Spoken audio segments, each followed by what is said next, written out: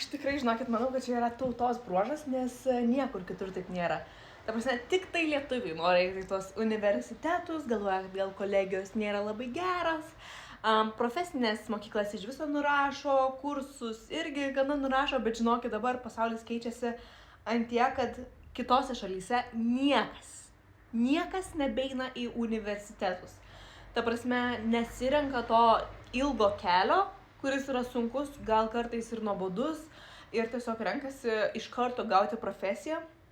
Tai šiaip aš irgi galbūt taip daryčiau, bet tiesiog labai norėjau išvykti su Erasmusu į kitą šalį, tai dėl to dabar ir esu kitoje šalyje, būtent dėka universiteto, bet jeigu turėčiau mažiau laiko, tarkim, jeigu kažkur prieš tai studijavau ir dabar norėčiau perstoti, aš nestočiau į univerą, o eičiau į kursus.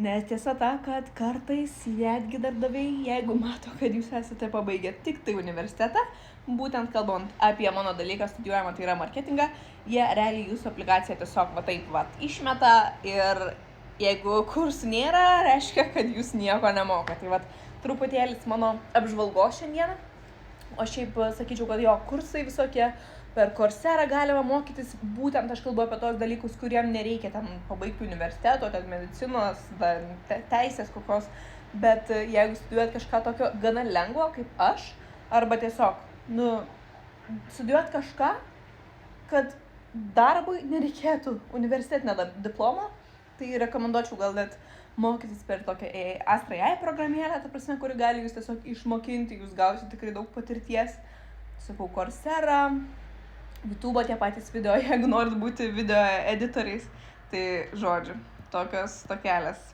Moralas toks, kad lietuviam reikia mažiau rūpintis savo universitetais ir statusu, o daugiau rūpintis žiniomis.